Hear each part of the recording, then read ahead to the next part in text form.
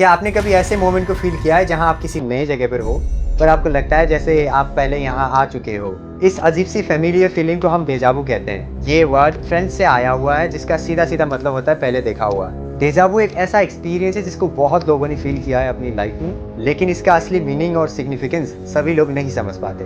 हम आज इस फेनोमेनन की हिस्ट्री, साइंटिफिक थियरीज और उसके पीछे जो मिस्ट्रीज हैं उनको एक्सप्लोर करेंगे।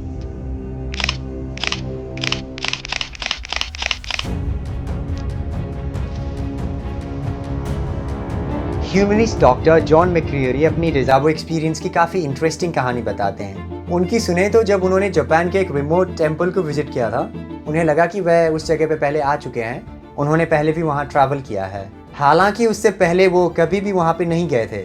उनको इतनी डीप फेमिलियरिटी फील हुई कि उनको लगा कि वह उस रास्ते पे चल के वहाँ के इन्वायरमेंट से पहले ही इंटरेक्ट कर चुके हैं। इससे भी ज़्यादा हैरान कर देने वाली बात तो ये थी कि वो ये भी प्रेडिक्ट कर रहे थे कि कौन सी चीज़ कैसी होगी, और वो एक्चुअल में सच निकल जाता था। डेजावू जो है अपने आप में ही सदियों से ह्यूमंस के लिए एक मिस्टीरियस और फैसिनेटिंग टॉपिक रहा है। डेजावू को इसका नाम 1876 में फ्रेंच फिलोसोफर अमील बोयराक ने दिया था, लेकिन ये कॉन्सेप्ट उसे नाम दिए जाने से बहुत पहले के पुराने स्टोरीज और रिलीजियस टेक्स्ट में भी मिला है। हिंदू फिलोसॉफी में डेजावू को पुनर्जन्म यानी कि रीइंकार्नेशन से जोड़ा गया है, जो कि पास्ट लाइफ्स की यादों का रिफ्लेक्शन हो सकता है। एंसेंट इजिप्शियंस इसे स्पिरिचुअल अवेकनिंग का एक सिग्नल मानते थे, एक डिवाइन कनेक्शन की छोटी सी फीलिंग के रूप में। मेडिएवल टाइम्स यानी कि मध्यकालीन युग में लोग इसे जादू टोना या फिर भगवान के इंटरफेरेंस के साइन के रूप में देखते थे। 19th सेंचुरी के साइकोलॉजी और न्यूरोलॉजी के एडवांसमेंट के बाद इसे पढ़ने वाले स्कॉलर्स ने इसे एक नेचुरल फेनोमेनन के तौर पर स्टडी करना शुरू किया। मॉडर्न साइंस जो है डेजावू को बहुत ही क्यूरियोसिटी के साथ स्टडी करता है और इसे हमारे दिमाग के मेमोरीज को प्रोसेस और स्टोर करने के तरीके से लिंक करता है। इस टॉपिक पर अलग अलग थियरीज प्रेजेंट की गई हैं। साइकोलॉजिस्ट का मानना है कि जब हमारा ब्रेन नए एक्सपीरियंस को पुरानी यादों के साथ मिक्स कर लेता है तब डेजावू होता है। इसकी वजह से हमें ऐसा लगता है कि ये चीज़ हमारी लाइफ में हम पहले भी कर चुके हैं। न्यूरोलॉजिस्ट इसके लिए हिप्पोकैम्पस को रिस्पॉन्सिबल मानते हैं, जो ब्रेन का मेमोरी और लर्निंग के लिए एक इम्पोर्टेंट पार्ट है। स्टडीज कहती हैं कि डेजावू एक छोटी सी ब्रेन ग्लिच की वजह से होता है, जिसमें नए मोमेंट्स को गलती से पुरानी मेमोरीज के साथ लिंक कर दिया जाता है। इंटरेस्टिंग बात यह है कि टेम्पोरल लोब एपिलेप्सी वाले लोग ज़्यादातर डेजावू का एक्सपीरियंस करते हैं। टेम्पोरल लोब एपिलेप्सी एक न्यूरोलॉजिकल डिसऑर्डर है जिसमें ब्रेन के टेम्पोरल लोब में एक एबनॉर्मल इलेक्ट्रिकल एक्टिविटी होती है। ये थियोरी सपोर्ट करती है कि ये एक ब्रेन रिलेटेड फेनोमेनन है। एक और थियोरी ये कहती है कि डेजावू इम्प्लिसिट मेमोरीज की वजह से होता है, मतलब कुछ ऐसे इंप्रेशंस जो आपने डायरेक्टली एक्सपीरियंस नहीं किए। जैसे आप कभी नए सिटीज़ में जाते हो तब आपको डेजावू फील हो सकता है क्योंकि आपने किसी मूवी में उस जैसा ही सिमिलर सीन देखा होगा। डेजावू जितना पर्सनल है उतना ही कॉमन और यूनिवर्सल एक्सपीरियंस है। 2/3 लोग रिपोर्ट करते हैं कि उन्होंने इसे फील किया है, और लोग इसे एक थ्रिलिंग और स्लाइटली कंफ्यूजिंग फीलिंग के रूप में डिफाइन करते हैं। पर अगर आपको ये फ्रीक्वेंटली हो तो ये स्ट्रेस और एंजाइटी का इंडिकेशन भी हो सकता है। नॉर्मल डेजावू एक्सपीरियंस हमें किसी भी अनफैमिलियर सिचुएशंस में एक सडन फैमिलियरिटी का फीलिंग देते हैं, जैसे किसी नई जगह पर जाने पे लगता है कि आप पहले भी यहाँ आ चुके हो, या किसी नए इंसान से मिलने पर लगता है कि आप पहले भी उससे मिल चुके हो। टीवी या फिर मूवीज देखते वक्त भी कोई सीन आपको फेमिलियर लग सकता है, भले ही उस पर्टिकुलर सीन को आपने पहले कभी नहीं देखा होगा। कुछ लोगों के लिए ये एक पुराने ड्रीम जैसा लगता है जो रियलिटी में रिपीट हो रहा हो। ये छोटी एक्सपीरियंसेस हमारी अपनी डेली लाइफ में कभी भी हो सकता है, जैसे एक रूम में जाते वक्त या फिर एक नॉर्मल कन्वर्सेशन के दौरान। ऐसे मोमेंट्स हमें रिपीटिशन का फीलिंग देते हैं और शॉर्ट टर्म कंफ्यूजन क्रिएट करते हैं। डेजावू के सारे मिस्ट्रीज को साइंस अभी तक कंप्लीटली सॉल्व नहीं कर पाया है।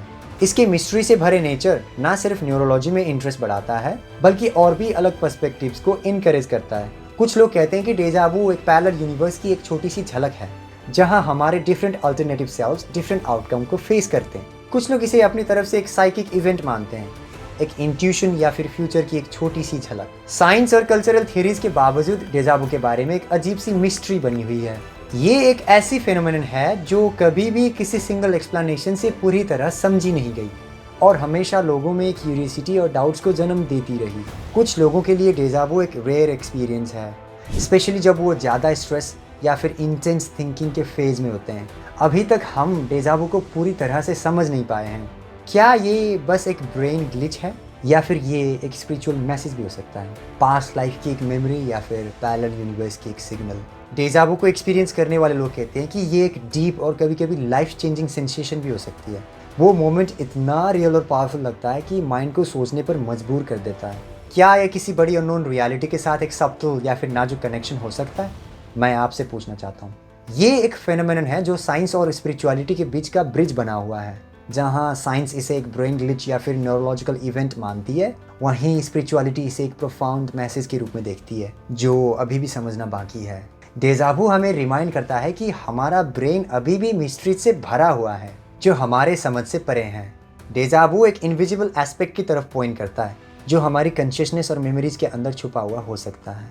डेजा वू दुनिया के सबसे मिस्टीरियस एक्सपीरियंसेस में से एक है, a quick mix of memory, perception and mystery. इसमें हमें लगता है कि हमने कोई पर्टिकुलर मोमेंट पहले ही एक्सपीरियंस किया है और वो फीलिंग इतनी रियल और स्ट्रांग होती है कि हम लॉजिक को साइड पर रख देते हैं। जैसे कि पहले मैं आपको बता चुका हूं कि कुछ लोग इसे न्यूरोलॉजिकल ग्लिच के तौर पर देखते हैं, जहां ब्रेन टेम्पररीली पुरानी मेमोरीज को प्रेजेंट सिचुएशन के साथ कंफ्यूज करता है। और मैं आपको ये भी बता चुका हूँ कि कुछ लोग इसे स्पिरिचुअल पर्सपेक्टिव से एक डीपर मैसेज के रूप में लेते हैं, पास्ट लाइफ की याद या फिर एक अल्टरनेट यूनिवर्स की झलक। चाहे जो भी हो, डेजा वू हमें याद दिलाता है कि टाइम और रियलिटी हमारे अंडरस्टैंडिंग से काफी कॉम्प्लेक्स और मिस्टीरियस हो सकते हैं। अगली बार जब आप डेजा वू को फील करते हैं, थोड़ा रुक के उस मोमेंट को ऑब्जर्व कीजिए। हो सकता है ये बस आपके दिमाग का एक इल्यूजन हो जो उस पल को एक पहले का एक्सपीरियंस लगने देता है, लेकिन शायद इस एक्सपीरियंस के पीछे एक डीपर मीनिंग भी हो सकता है। ये आपको अपनी कॉन्शियसनेस और परसेप्शन के बारे में सोचने के लिए इंस्पायर कर सकता है। शायद ये सिर्फ आपके ब्रेन का एक ट्रिक है या फिर ये कुछ और भी हो सकता है। इसका जवाब कहीं ना कहीं आपके अंदर ही छुपा है।